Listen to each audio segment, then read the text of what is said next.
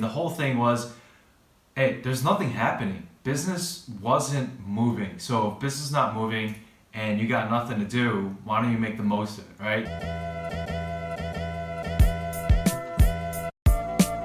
Ladies and gents, welcome back.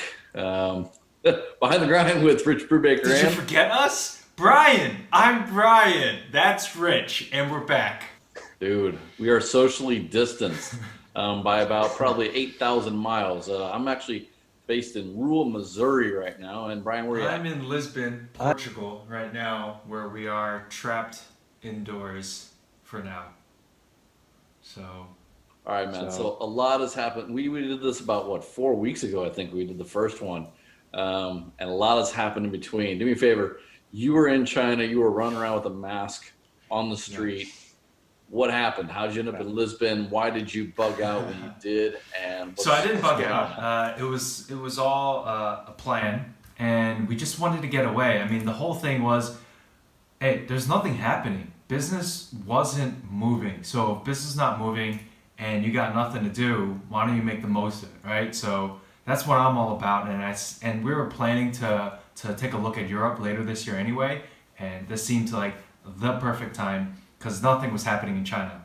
Unfortunately, things are happening in Europe right now. Let me tell you, all right? So we're kind of trapped here right now. But over the past 4 weeks, we've just been talking to the team, trying to figure out what we should be doing, trying to talk to our clients, doing all that outreach, and just reach out to a lot of the network in the community because it's getting lonely. It's getting super lonely. Right, It's right. getting super lonely. How about you? Okay. So tell me about How what do you about mean by you? lonely? Like there's just no one answering your emails, or like you're separate from your friends Yeah. and community. Like I mean, we take so what do you much for feel? granted. Yeah. But I think a lot of this will resonate with a lot of people who are going through it right now. Like, you can't, like, Zoom is suddenly your best friend. Like, you never used Zoom before, and now it's like, how many Zoom calls do you have per day, right? And there's Zoom parties, Zoom drinks, Zoom gatherings, Zoom meetings, Zoom workshops. And by the way, can I rant a little bit? Like, when was all right, my first job out of college, I was pretty lucky, and we won like the most innovative thing in our industry at that time in 2006. It was called a webinar, and now we're still using that fucking term, webinars. That's from 2000. I don't even know how long ago it is, but like, why are we still using that term? Can't we come up with something new? No, man, we can't. We can't. And actually, I've got a video coming up where I was ranting about getting back to normal, man. Like we are so far from normal right now, and it's just a crazy, crazy time. So, what's happening like on the business side for you right now in Lisbon? Like, you're planning on getting there. Like, how are you using this time now that Well, you're over there? originally it was designed to have us be here, meet some other entrepreneurs, but unfortunately all the events have been canceled here too, just as we arrived. They heard we were coming from China and they decided to close their doors. I'm kidding. But yeah, I mean, just coincided. It was pretty unlucky. We were in Europe like a couple weeks before, and then we decided to. We were in France, and then we decided to drop down to Lisbon, and yeah, so we wanted to do some business development, meeting some people, and doing all that kind of stuff. But now that we're like really quarantined, really stuck here, we're just gonna make the most of it, doing business dev online, content development, having a lot of Zoom calls, like I said, and just experimenting with like all these different tools, like, because this tool plugs into that thing and this thing goes into this thing and it all can all work together, right? So that's what it's been all about. It's unproductive though, I'll tell you that much. So I'll tell you that much. Right, right. No, it's unproductive. It's just like we're redefining productivity. And I guess on some sense, like we need to have this conversation a long time ago anyway. But this is definitely not the soft entry that we were all expecting into the next transition, right? Do you Um, think, here's a question for it's you, crazy. right? Do you think this crisis, this pandemic, is just accelerating what we would have happened anyway? Like, it might have taken 5 to 10 years for everyone to go online, but now suddenly, we kind of have to do it all in 2 months. So I certainly think that it's forcing us to test out the current tools of transition, right? So you say webinar, there's also the MOOCs, the massive online campuses. There's all kinds of tools that we're supposed to move us across from physical to digital reality. And we just stay at home, right? And the robots would be in the warehouses, which is going to happen now that Amazon's got all these COVID cases coming on. They're just going to accelerate all this thing to like kind of separate us from these challenges. I think it's definitely a nice test, and it will be a test at scale to see does it work, is it useful, what are the tweaks that are needed, what are the total rethinks that are needed, and it will definitely bring us closer to the practical applications of what was academically being discussed as the fourth industrial revolution. I will say though, having gone through Zoom calls, going through just distributed work, distributed education, all these little things, man, there's a lot of room for improvement, man. Especially on the education side, like that whole online education is just it's not working. The platforms do not facilitate actual education. If you're lucky, you get edutainment. If you're lucky, the parents only have to do half the work for the kids because there's just too much required of education. I've already thought of a couple models how you improve it, of course, but yeah, I think this is gonna force us to test our current tools and whether or not they're ready for the fourth industrial revolution and whether or not people are really up for it. Which kind of gets back down to the idea of community and like, what we're seeing here. Like my next video is basically like, I look forward to get back to normal because I miss human connections. I'm tired of digital in many ways. I really am. Like my son hasn't talked to an actual human child in 4 weeks. But we set up play dates on Zoom now so that he can connect with his classmates. And I got to tell you, man, he is so happy to have that. Like his face lights up for an hour and a half. He's so happy. I'm like, oh my God, that's it. Like then tomorrow, like he's gonna hang out with me. Like, so I think like this isolation is not healthy for myself as an entrepreneur, as a father. A lot of my team, a lot of my friends, it's creating new problems.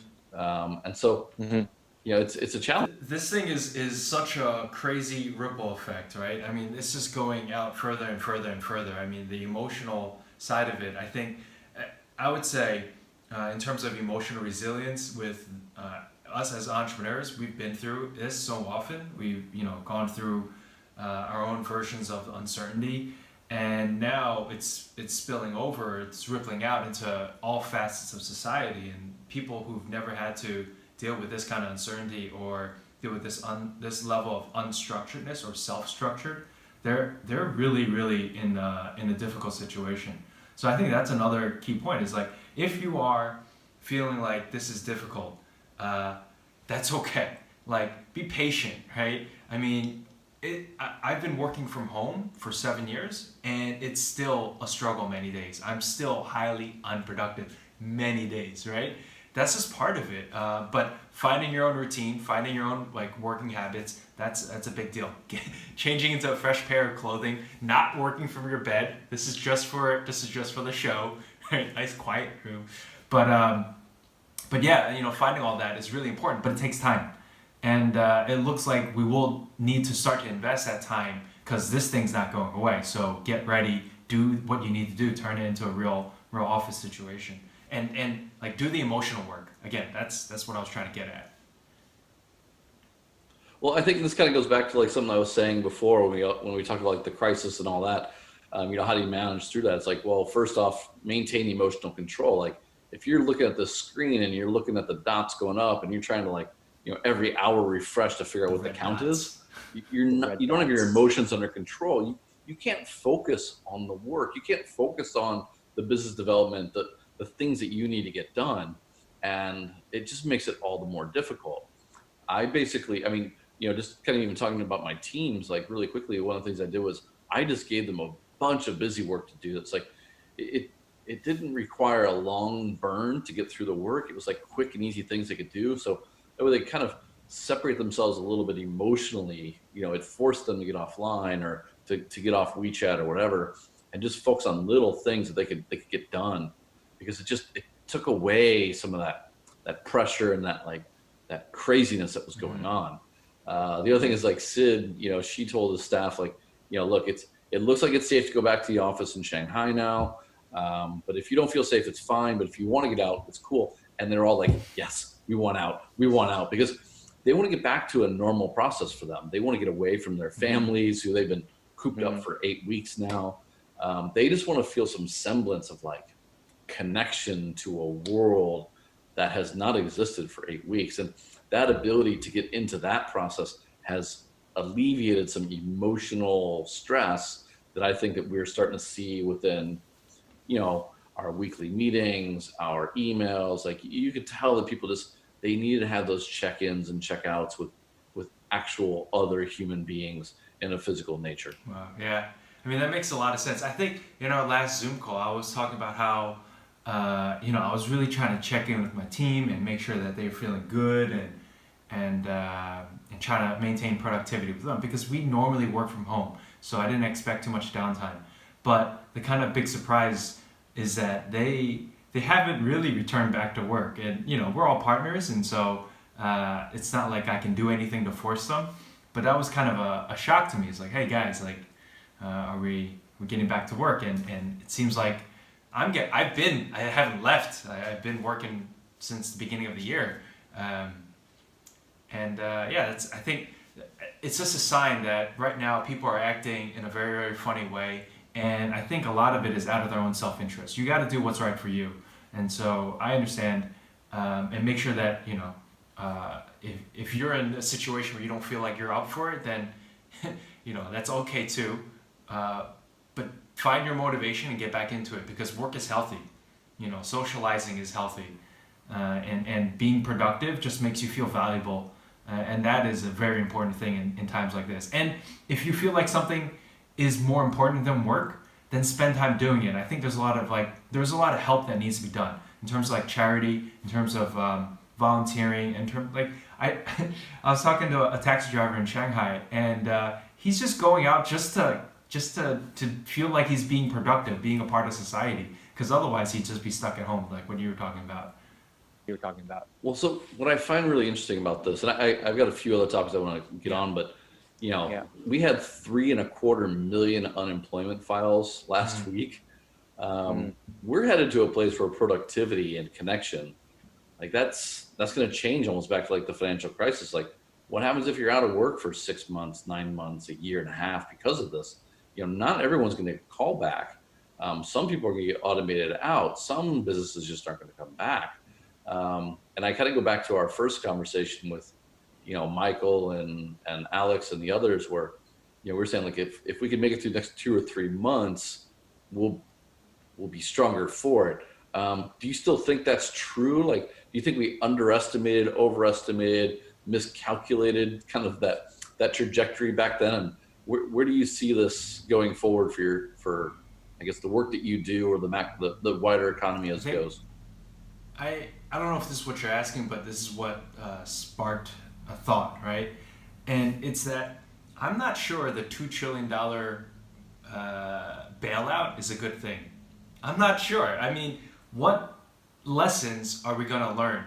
If you couldn't cover more than a few months of your expenses, either as a business or an individual, like, all right, I mean, I live on very, very thin margins, and I'm very much in that place as well. But I don't know. It's what, like, in the past, when there was these kind of catastrophes, there was a reckoning, and there was a price to pay, and people adjusted their behaviors afterwards. Here, I feel like it's so soft. Like, I don't know. Maybe I'm too tough. Maybe I'll regret these words, because I'll be on the other side of it one day. I'm fully aware of it, but it feels like there's no lesson from this. The lesson is, the government's going to take care of you. I don't know. I'm working through that. Yeah. I really, like any casino or hotel or airline or manufacturer that literally, like, they laid off thousands after, let's just call it 7 days of this crisis. They're like, cutting costs. I don't get that. Like, I really struggle with how can you then just put your hand out? You were a successful, profitable restaurant group until a week ago, and now you can't pay your wages or your rent. I saw where the Cheesecake Factory said they can't pay any rents next month. And I was like, It's a joke. we have $65 million in the bank. Yeah. Like, how can you do that and then say, we need the money from the government? Like, and I've had a lot of debates about this as well. Like, if we were 2, 3, 6 months in and we were hearing this, I would have a much different feeling about it than 1 week. Hey guys, we have 5 cases of the virus in Las Vegas, and MGM was cutting people already. It's like, is that responsible when you're a casino making billions in profit a year? Like, and therefore, what are the lessons that we're going to take away from this? Are they any different than the financial crisis, where, if you had the clout as an industry, you could get the money? Were there lessons? Were there lessons? So, what's changed since then? What's changed? I don't think anything has changed. And I mean, for the individual, right? Because ultimately, we're talking to entrepreneurs, and that's who this audience mainly is, right? For the individual, what are we supposed to learn? I'm not sure. That's something I'm trying to work through myself. I know for me, I'm thinking about, all right, I'm already pivoting, I'm already adjusting, I'm already on to the next thing and the next thing, and I've already done several different experiments in the past month and a half, 2 months, and so it just taught me how important that flexibility is, and how I can't wait for anybody. Nobody's gonna save me. Nobody's gonna help me. Nobody's gonna whatever. Like, here, have some. You did good. You're okay. Nobody's gonna do that. So I don't. I can't imagine a big business getting that. Yeah. For me, it was like, kind of going back to that last comment I made, was like, the big groups, the big industries, the big brands, they're going to get the help they need because they employ hundreds of thousands underneath one platform. The little guys, I have 12 staff right now. We're not going to get that level of support. I mean, even the Chinese SME support, it was really difficult to access. It still is. Well, okay, so then what's the lesson? You're on your own. Mm-hmm. Done. Mm-hmm. Number 2, I think you're living this. Do what you can, experiment, innovate, adapt, be flexible, keep moving, right? Like, that's got to be number 2 for me.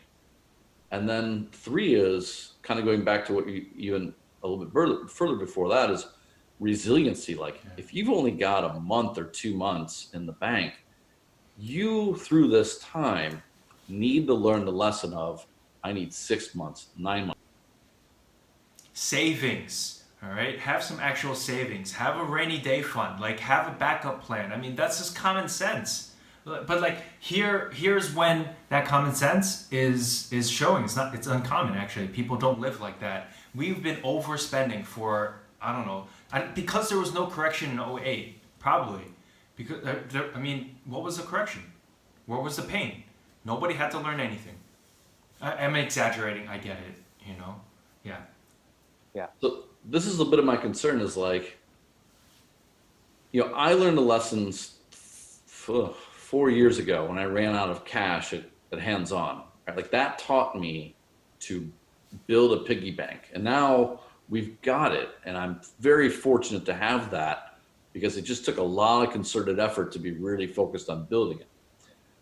But in the meantime, this thing's going to kick a ton of people out of the economy again. So you already had, 40, 60% that couldn't afford a $500 medical bill. What's it going to be in a month and a half or 3 months? Is it going to be 70, 80%? And then how does this economy rebalance itself so that we can get moving again as entrepreneurs? Like, if the market is that fragmented, it's just a lot to traverse, which, again, accept that and start to iterate like what you've been doing. Yeah. I mean, there has to be, and I've been actually talking to a lot of people about this, because as they realize this new world is coming or is here or has been here for the past couple of months, they're struggling. They're reaching out and they're saying like, "What? I don't know what to do next. I'm all right. I'm gonna try to do my own thing, but I don't know how to do that. What should I be working on, right?" And I mean, it goes back for me. It goes back to these two things, right? Number one, what does the market need? All right, is if the market needs it, they will pay you for it, and it is valuable, right? So that is ultimately it's your lifeline, right? Number two, that's the starting point in the short term. In the long term, is what are you most committed to? What is your passion? What are you willing to die for? What is your ultimate commitment? What your purpose and in all of this, and beyond just the crisis, but in your life? Like, what is your purpose and something that you're just, like I said, you're willing to die for? Because now you have to commit yourself to bring it to life as an entrepreneur. If you're the first time entrepreneur and after all this, that's the main thing. Figure out what your passion are and leverage it as much as possible, because that's where you can differentiate beyond anyone else. It's so fundamental. It is so fun. And these two, the market and your passions, these are the pillars that you can anchor your business to. Other than that, there's nothing else. Okay, so that's awesome. I love that. Following up on that, you mentioned that the last month and a half, you've been iterating, testing some things. What have you been doing? How do you test things? And what are you learning? So, I think what I learned was that I was highly unstructured before. I had all these ideas and I wasn't really executing on them, or they were too abstract. And so what I set for myself was goals. I mean, it seems very simple, but being locked up and not having any structure, I needed to give myself structure. So I started to set myself weekly goals, and beyond, like monthly goals, weekly goals, and then daily goals, and work backwards from there. Basically trying to figure out what if I needed to earn money over, not immediately, but over like 2 weeks, 3 weeks, 3 months, 6 months, how would I start to do that? And I started to build out a framework in terms of that. So I'm trying to add structure because inherently it is unstructured. And then within the first day or two or week or two, I was tweaking it because it didn't really make sense. So that's fine. That's part of building a structure, right? It's a quick sketch, right?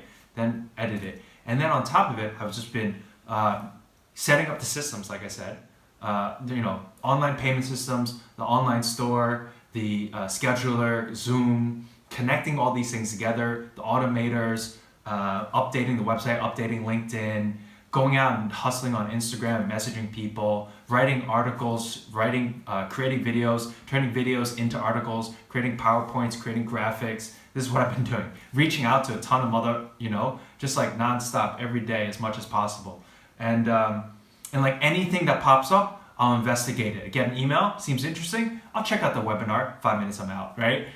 I get a request, I'm like, hey, how you doing? I'll engage with everything as much as possible now. Because it's just like, how I'm looking at it is I'm just rolling dice. One of these or some of these may be rolling, a 6, right? I don't know which ones are really gonna hit, but I know over time if I roll enough ones, that adds up. And that's the difference between gambling and rolling dice, like in this way, right? Because these numbers are cumulative, and that's what I'm looking at. Well, and I was talking to someone about the fact that there, again, like going back, how do you get through a crisis? Emotional control. If you can separate yourself from the emotions of this, and you can separate yourself from looking at the screen and spending a lot of time getting into the stories and the probabilities of blah, blah, blah, blah, blah, blah will happen with this virus, the more likely you are to get work done.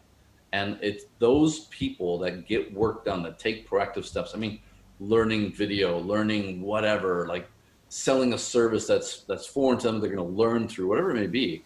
Taking those steps, I think is. But Rich, I don't feel like it. Oh, I know. I feel the world's going to come to an end. What's the point? The government should help me. Help me, government. Give me my UBI. I'm tired. I can't. I mean, I get that, and I understand that, and I've felt that at times, but I think this is also coming back to like, what's the lesson that should have been learned in 2008 and now is, you've got to get up, because if you don't, the only thing that you're going to have coming in your door is the $1,200 check from the government, and life is going to be a real struggle. And you can sit there, and I think it's very easy to just get angry, get frustrated, get whatever. Preach, there. brother. Preach, brother, preach. Preach. Gotta get hallelujah. Oh, social Get distancing. up. Get up. and do something. And do something. We can elbow high five Well, over Zoom. yeah. But I think like this is, and I think this goes back to a lot of our conversations before. I don't think there's any new territory. I think it's just No, there's no new territory, but this is there's no new territory, but this is super critical right now. Like the more and more I think about it, entrepreneurs are absolutely necessary right now. Everything that we learn as an entrepreneur is 1,000 times more relevant right now. Knowing how to engage in uncertainty is so important. Knowing how to lead yourself, maintain productivity, deal with your emotions, going out and develop business. All of these things are absolutely critical. And so if you've done it before, you probably aren't even, you're like, you're probably doing it already. But like for anybody who isn't, this is it. Like turn on that little entrepreneurial spirit that you have inside of you and just like go and like experiment. Like here's another thing. People are trying, like they're messaging me. It's like, I don't know if it's gonna work. I don't think it's gonna work. No, none of it works. I'll just tell you that right off the bat. None of it is going to work. You're going to fail. You're going to suck, and it is going to hurt, and it's not comfortable, and you will be terrible at it. Now what? You're going to crawl up and just lie in bed? I mean, this is a bad place for me to shoot this, but you get it, right? Like, it's great that it's there for the visual, but like, what are you going to do? Like, this is the way I see it. This is an opportunity. This is our chance to actually make a difference in a time when we need it, when society needs it. So, I don't know. I don't get it. Honestly, I don't get it. Get it. Well, I think the thing is, I was when you were talking through that, I was thinking, if I was a 45-year-old dude who'd been working up the corporate ladder, and the only time I had changed jobs was because a recruiter called me with a better offer, right? So I've jumped maybe 5 times in my life or 4 times in my life. I've never, since my first job, I've never really had to look for a job, right? My first step is going to be go to LinkedIn, look at the jobs there. And actually, I was having this conversation the other day with someone. I was like, look, everyone is doing that. Everyone has updated their LinkedIn for the first time, put on a real headshot if they got it. They try and figure out what sells on LinkedIn, and they hit, apply, or submit CV or whatever the button is. But are you leveraging LinkedIn to actually set yourself apart from all those people who look just like you? It's getting so noisy right now. So noisy. So how are you going to stand up from that? You're just going to sit there and be like, well, it doesn't work for me. Well, no, you're not working for it. Like, you're not actually you're doing the basics. You think this is next level shit, but actually for someone like myself and yourself, like I've been on LinkedIn since 2004, 3. Like my ID number is, I think, in the 150,000. So I'm not saying that makes me within the 150,000th or whatever, but I was in pretty damn early. Like your next level is like, yeah, I've been there. And that's going to make the difference. Is like, do you sit there and learn how to use these platforms? Do you continually, just keep at it, write things, try things in the face of failure, and looking like a fool because you wrote an article that only 3 people liked. And that's fine. It's a process, it's a process. If that happens, like, you shouldn't be valuing yourself based on those likes anyway, right? But that's fine. Commend yourself for trying. Now try again. Adjust it, where's your next one and your next one, right? Or try video then, or if you don't feel comfortable with videos, then do a sketch, do a PowerPoint, do whatever makes you feel like that works for you, but like, keep trying. The persistence is what's going to differentiate everybody from this, because this is a real marathon now. I got a friend killing it doing PowerPoint basically on LinkedIn. He has like this little tool, it's a slider thing now, and he goes through like entrepreneur success stories. And he just breaks it down like 8 or 10 slides, 12 slides. He's getting like 20,000 views. And he's getting all these people reaching out to him saying, how do I learn how to present better? And that's his job. It's like, how to present better. He's like, you know what? I'm just going to show people how it's done. And it's really fascinating because he was good at it already, but now he's just putting all his extra time into perfecting that one craft of like a 1-by-1 slide. Where does the design go? what to say, what resonates, and just trying different things with each one so that more and more people, hopefully over time, will just like, he'll have 100,000 views for each one in 3 months. It's But amazing. It's amazing. you got to start amazing. from somewhere. And I think a lot of some other things that I've been hearing is that I don't have time to do this, because they're worried about their their short-term incomes, and so I get that. So my question is, do you have 30 minutes a week, an hour a week, right? And you don't have to do it all together all at once, but can you do it just a little bit each week? If you can, like a little bit each day, ultimately it adds up. So I think everybody is just coming with excuses, and now is not the time for that. Now is really not the time for it. Check yourself. Virus, except to kind of like let it ride out, right? But at the same time, we have no choice but to find ways for the economy to keep going. Like, you have these two things that don't give a shit about the other, that we need both of. It's like, and the same thing is for me. Like, I got to pay my bills, but I got to get off the couch. And you've got to overcome those things. If you can't, it doesn't get easier, right? Like, it just gets, you're going to slip somewhere, and it's just going to get harder to get up off the couch. And this is what I really worry about, is like, I don't have many entrepreneur friends, I think, right now that are really struggling with, maintaining activity, maintaining motion. Now, traction may come later, but motion right now they're getting. But a lot of people I see spending a lot more time online, they're definitely the corporate people. They're definitely the people who had a successful career, who are like, oh, I've got some free time now. I worry about that, a little bit more. I have so many people saying to me like, "Oh, you're in Lisbon. You're traveling. That's so fun. Oh, enjoy your travels. Enjoy your holiday." I'm not on holiday. I've been working, right? Just because I'm changing location doesn't mean, right? So like, change that mindset. That's the point, right? Like, yeah, I know it's a beautiful location, but like, change. It's all about that mindset. Get your mind right, and then everything else follows, right? And if you can't get your mind right, talk to somebody who can help you, because ultimately, like, yeah, I get it. It's not easy, but you got to do something. So in that vein, where is your mind right now? How long does this last? It's gonna last forever, Like, somebody was saying like, "Oh, I'm so tired of this stuff. I don't want to read anything else." And I wrote, I said, "Yeah, I'll stop when the virus stops." Right? And maybe not even then, because just you have to play that game, right? It's never gonna stop. You're always gonna have a virus. There's always gonna be a depression. Now what? How you gonna operate now? I think this has been the most instructional and absolutely liberating time that I've had in my 7.5 years of developing my business. Like, it sucks. I hate it, but it's taught me so much, and I feel like, all right, now is the time to go. So that's where my mind is at, like, forever. So I'm quite similar, although I'm not quite so, I'm accepting it forever. But I definitely have looked at this time as like, it is a great time to kind of relook at everything. Like, are these the activities I want to do? Are these the products I want to sell? Are these the things I want to work on? Are these the people I want to work with? Like, looking at all that and just saying like, look, it's all up in the air, because hell, as of yesterday, we're not even allowed back in China.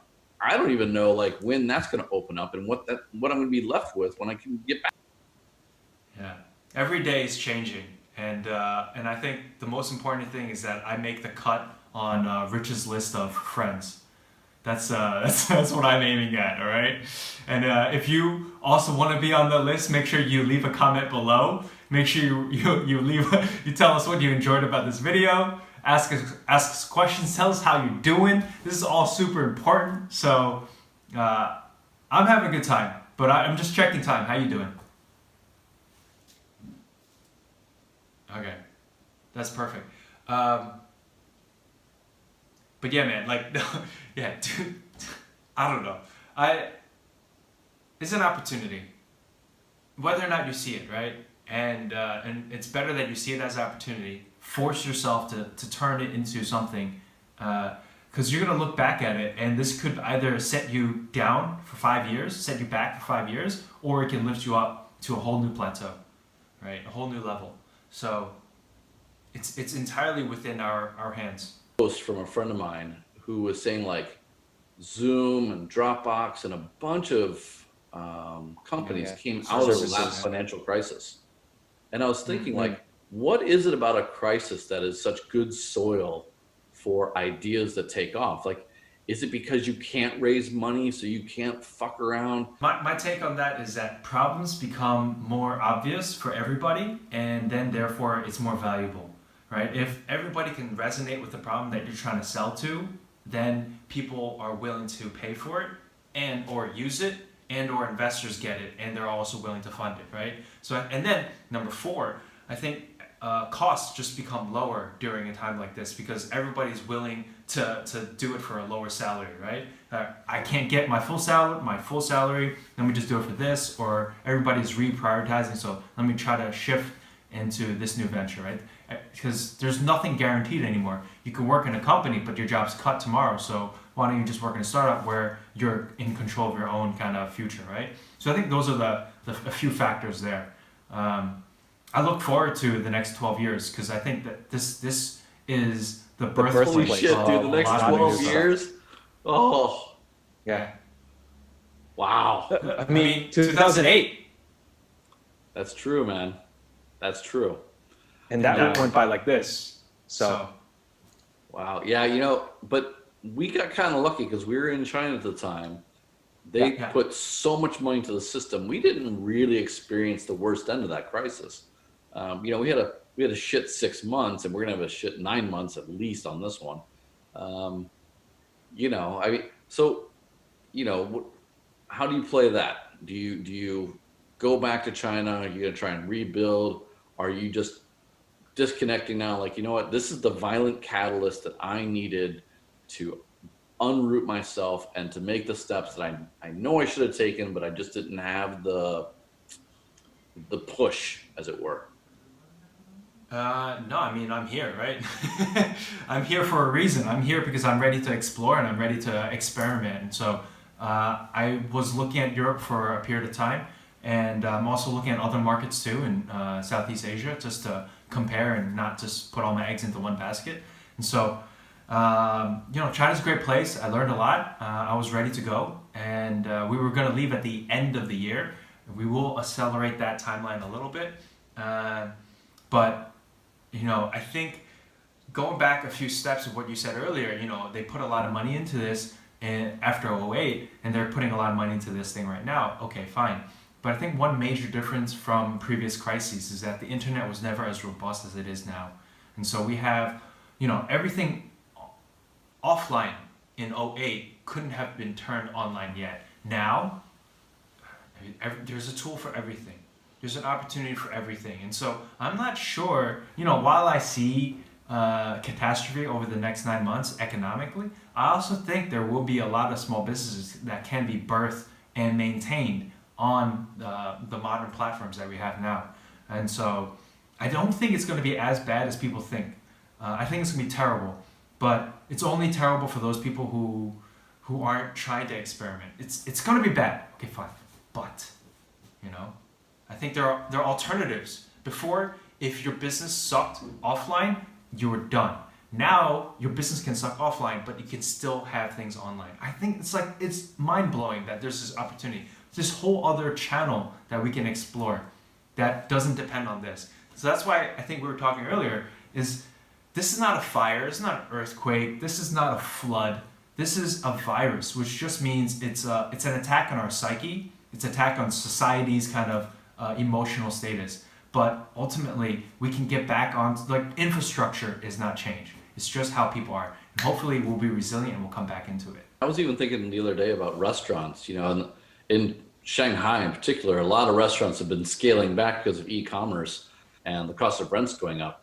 I think in a way, if I was in many cities now, I would probably be just, you know, when this thing passes, because you're forced to do takeout, you know, and curbside delivery, I think that like a lot of businesses are just going to reformat to that. Say, you know, we can cut a ton of cost off our business models. We can focus on our products and on our communities at a higher level and find resiliency there longer term.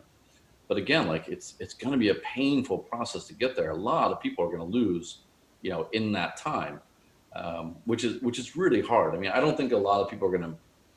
I think there's a large part of this that they're just not going to come back. They don't have the resources to rebuild. So how do we help them? I think is one of the questions I keep coming back to. Like, you know, as entrepreneurs who are working our way through it, like, what are the messages we can give them? What are the tools we can give them that will help that a little bit? It's a real interesting time to think about all the possibilities, I think. Yeah. Yeah. I mean, it goes back to what you were saying earlier. My thoughts are, number one, cut costs, all right, where you think is reasonable. Number two, start to differentiate. I know those two kind of feel like they don't work together, but where can you stand out? What can you do that's different? How do you put your own little twist and charm on it so that it's uniquely you?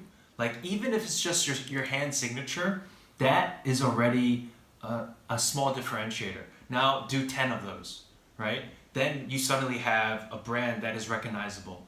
So those two. And then three is experiment. Where else can you do something and find new revenue streams? Okay, that's another thing. And then fourth, if you have to, of course, cooperate, like leverage the group's resources, right? Find partners, find other organizations, find associations where you can leverage a larger platform. Because I think, you know, there are still opportunities. People still have audiences. It's just about sharing those views. Sure. Absolutely. Well, dude, it's been a blast. That's a lot. We're gonna keep doing this, man, because this is fun. I think we got a format worked out. And I wish you the best, man, over there in Lisbon. Like, do get out and have a little bit of food if you can, if it's not all locked down, because that is a beautiful city. It's a beautiful place. Yeah, thank you. I hope everything's okay at home, and I hope we get to talk soon. Yeah, it's new times, man. So let's adapt together. Can't wait for it. COVID, right? Oh shit. There we go. Hand signs. Yeah. No, man. I think yeah, we're all yeah. good. I think, you know, we just need to get through. Like, the U.S. is just getting itself punched and pummeled. They're predicting like New Orleans is going to look worse than New York in 2 weeks. You know, so again, like in this time, I hope, you know, I'm just going to focus on, you know, curating a lot of our old content and a lot of my old content, and just trying to help people. Like that's my Thumbnails. People love those thumbnails, man. Work at it. I can't wait to see it. Looking tight. Yeah, man. Experimentation. This is the name of the game. Right? So go through it. It's gonna suck. Enjoy it though. Enjoy the suck. There we go. All right, so we'll bring us to a close. That's been another episode of Behind the Ground with Rich Brubaker and Brian Tam. Thank you so much. See you guys. All right, see you.